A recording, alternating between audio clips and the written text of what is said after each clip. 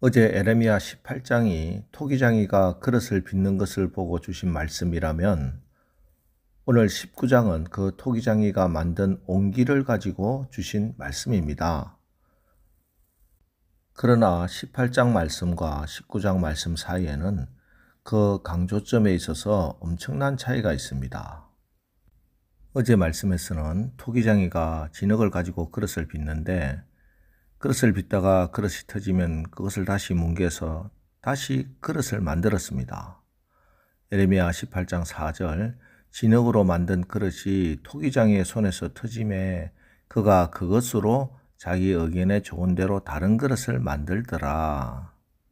자, 이것은 유다 백성이 비록 범죄했다고 해도 다시 회개하여 돌이키기만 하면 다시 뭉개고 빚는 일시적인 고통이 따르기는 하지만 다시 거듭나게 될 것을 상징적으로 보여준 것입니다. 그런데 오늘 19장 말씀에서는 에레미야에게 토기장이에게 구입한 옹기를 백성들의 지도자 앞에서 깨트리도록 하셨습니다. 10절 11절 말씀을 보세요. 너는 함께 가는 자의 목전에서 그 옹기를 깨트리고 그들에게 이르기를 만군의 여호와께서 이와 같이 말씀하시되 사람이 토기장이의 그릇을 한번 깨트리면 다시 완전하게 할 수 없나니 이와 같이 내가 이 백성과 이 성읍을 무너뜨리리니 도벳에 매장할 자리가 없을 만큼 매장하리라. 인간관계에 있어서 가장 안타까운 말이 깨다라는 말입니다. 부부관계를 깨다, 친구관계를 깨다. 우리가 맺어온 관계들을 깨다라는 말은 그 관계의 종말을 의미합니다. 왜냐하면 깨지고 나면은 다시 회복하기가 거의 불가능하기 때문입니다.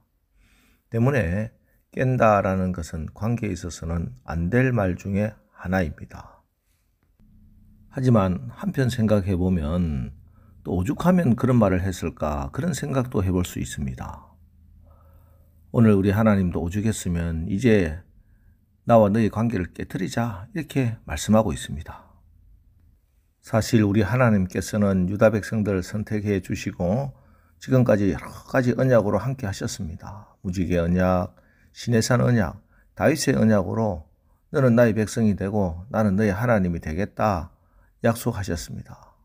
그리고 끊임없이 언약을 깨트리는 이스라엘을 참으시고 또 용서하시고 또 회복시키시며 이 관계를 붙들고 계셨습니다.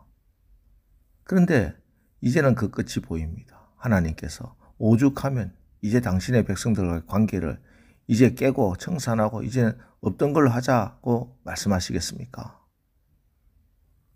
1절 2절 여호와께서 이와 같이 말씀하시되 가서 토기장의 옹기를 사고 백성의 어른들과 제사장의 어른 몇 사람과 하시드 문 어귀에 있는 흰놈의 아들의 골짜기로 가서 거기에서 내가 네게 이런 말을 선포하여. 오늘 하나님께서 에레미야에게 너는 백성의 어른들 몇 사람과 제사장 몇 사람을 데리고 흰놈의 아들의 골짜기로 가라고 말씀합니다. 여기 흰놈이라는 곳은 히브리어로 게헨놈, 그리스어로는 게헨나, 즉 지옥의 입구를 상징하는 말입니다. 이 게헨나, 게헨놈이 지옥의 입구가 된 것은 바로 그곳에서 이스라엘 백성들이 바알에게 제사를 드렸기 때문입니다. 그래서 하나님께서 흰놈의 아들의 골짜기가 어떤 곳인지 구체적으로 설명하십니다. 4절과 5절 이는 그들이 나를 버리고 이것을 불결하게 하며 이곳에서 자기와 자기 조상들과 유다 왕들이 알지 못하던 다른 신들에게 분향하며 무죄한 자의 피로 이곳에 채웠음이며 또 그들이 바알을 위하여 산당을 건축하고 자기 아들들을 바알에게 번제로 불살라 드렸나니 이는 내가 명령하거나 말하거나 뜻한 바가 아니니라. 자, 이곳 흰놈의 아들의 골짜기는 자기의 욕심을 이루기 위해서 바알 우상을 만들어 두고 그곳에서 절하고 그리고 그 욕심을 이루기 위해서 어떤 것이라도 아까워하지 않고 바치는데 심지어 자기의 아들까지 인신제사로 드렸던 곳이 바로 이곳이었습니다.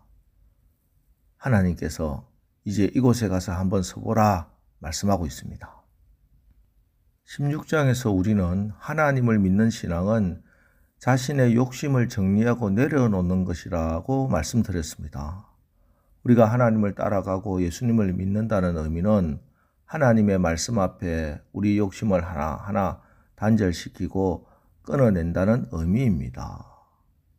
하지만 오늘 이들의 모습은 전혀 다릅니다. 욕심을 이루기 위해서 바알을 필요로 했고, 욕심을 이루기 위해서 아세라에게 절했고, 욕심을 욕망을 성취하기 위해서 아들까지 바쳤던 무서운 사람들입니다.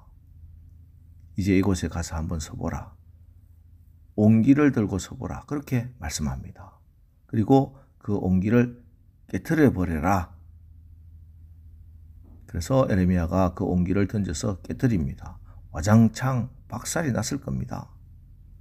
그리고 그 의미를 이렇게 설명하십니다.